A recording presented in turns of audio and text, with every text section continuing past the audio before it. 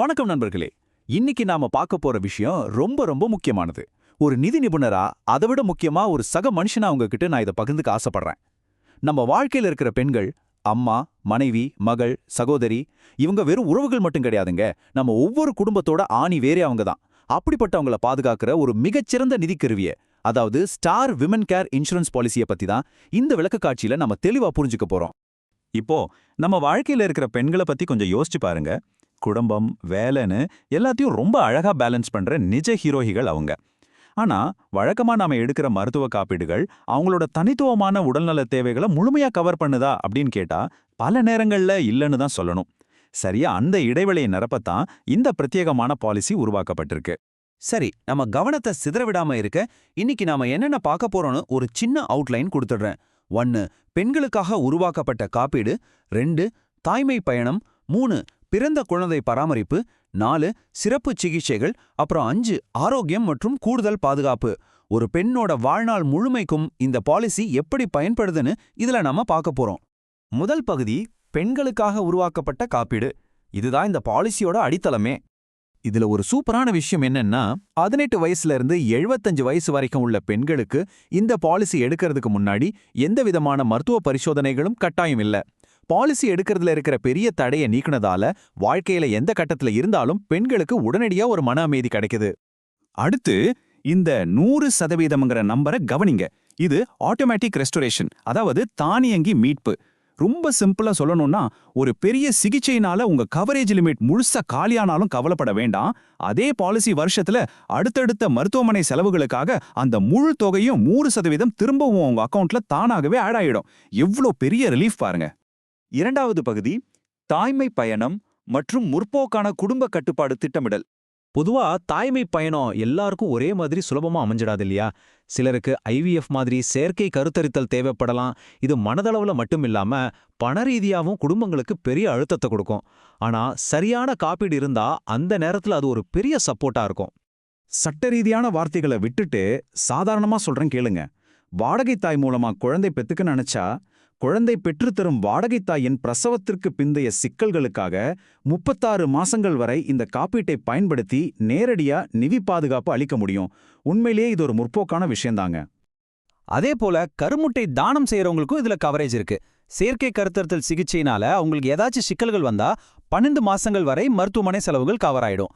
கருமுட்டை தானம் செய்யற அந்த உன்னதமான செயலுக்கு எந்தவிதமான நிதி அபாயமும் இல்லைங்கிறத இது உறுதி செய்யுது. இப்போ இந்த வெயிட்டிங் பீரியட், அதாவது காத்திருப்பு காலங்கள் எப்படி வேலை செய்யுதுன்னு பார்ப்போம். 15 லட்சத்துக்கும் மேல பாலிசி எடுத்தா பிரசவத்துக்கு 12 மாசங்கள் காத்திருக்கணும். 5லிருந்து 10 லட்சம்னா 24 மாசங்கள். செயற்கை கருத்தரித்தல் சிகிச்சைக்கு 36 மாசங்கள். இதிலிருந்து நாம தெரிஞ்சுக்க வேண்டியது என்னன்னா, இந்த சலுகைகளை முழுமையா பயன்படுத்த முன்கூட்டியே சரியா பிளான் பண்றது ரொம்ப ரொம்ப அவசியம். மூன்றாவது பகுதி பிறந்த குழந்தை மற்றும் குழந்தை பராமரிப்பு. இது நம்ம அடுத்த தலைமுறையை பாதுகாக்கிறது பத்தினது. பழைய பாலிசிகளுக்கும் இதுக்கும் உள்ள வித்தியாசம் என்ன தெரியுமா? வழக்கமான பாலிசிகள்ல பிறந்த குழந்தைக்கு காப்பீடு கிடைக்க ரொம்ப நாள் ஆகும். ஆனா இதுல கர்ப்ப காலத்துல எடுக்கிற 12 மற்றும் 20வது வார ஸ்கேன்களை முன்கூட்டியே சப்மிட் பண்ணிட்டா போதும். குழந்தை பிறந்த முதல் நாள்ல இருந்தே பிறவி குறைபாடுகள் உட்பட எல்லா பாதுகாப்பும் உடனடியா கிடைச்சிடும். பெத்தவங்களுக்கு இதை விட பெரிய நிம்மதி வேற என்ன வேணும்? ஒருவேளை 12 வயசுக்கு உட்பட்ட குழந்தை ஐசியூல இருந்தா ஒரு அம்மாவுக்கு எவ்வளோ பயமும் கவலை இருக்குன்னு நாம சொல்லிதான் தெரியணும்னு இல்ல. அந்த நேரத்துல நாம எங்க தங்குறதுன்னு அவங்க கவலைப்படக்கூடாது. குழந்தை இருக்கிற மருத்துவமனையிலேயே தாய்க்குன்னு ஒரு தனி ஏசி அறையை செலவில்லாம வழங்கி அரவணைக்குது இந்த ஸ்டார் மதர் கவர். பொதுவா பசங்களுக்கு 25 வயசு வரைக்கும் இந்த பாலிசில கவரேஜ் கிடைக்கும். ஆனா இதுல ஸ்பெஷல் என்னன்னா, உங்க பொண்ணுக்கு திருமணம் ஆகாமலோ அல்லது வேலை இல்லாமலோ இருந்தா அவங்களுக்கு 30 வயசு வரைக்கும் இதே பாலிசில தொடர்ந்து காப்பீடு பெறலாம். 4வது பகுதி சிறப்பு மருத்துவ சிகிச்சைகள். சாதாரண சிகிச்சைகளை தாண்டி என்னென்ன இருக்குன்னு பார்ப்போம். இந்த கவரேஜோட ஆழத்தை நீங்களே பாருங்க. குழந்தை பிறக்கிறதுக்கு முன்னாடியே, அதாவது கருப்பையிலேயே ஏதாவது சர்ஜரி பண்ணணும்னா, உதாரணத்துக்கு ஓப்பன் ஃபீட்டல் சர்ஜரியோ அல்லது எக்ஸிட் செயல்முறையோ தேவைப்பட்டா அந்த மாதிரி உயிர் காக்கும் அதிநவீன சிகிச்சைகளுக்கும் இதுல நிதி பாதுகாப்பு இருக்குங்க. அது மட்டும் இல்லாம நீங்க ஆயுஷ் மாதிரி மாற்று மருத்துவ சிகிச்சைகளை தேடினாலும் சரி, உடல் பருமனுக்கான பேரியாட்ரிக் சர்ஜரி தேவைப்பட்டாலும் சரி, இல்ல அவசரத்துக்கு ஏர் ஆம்புலன்ஸ் தேவைப்பட்டாலும் சரி, நவீன கால மருத்துவ தேவைகளுக்கு ஏத்த மாதிரி இந்த பாலிசி நம்ம கைவிடாம காப்பாத்துது.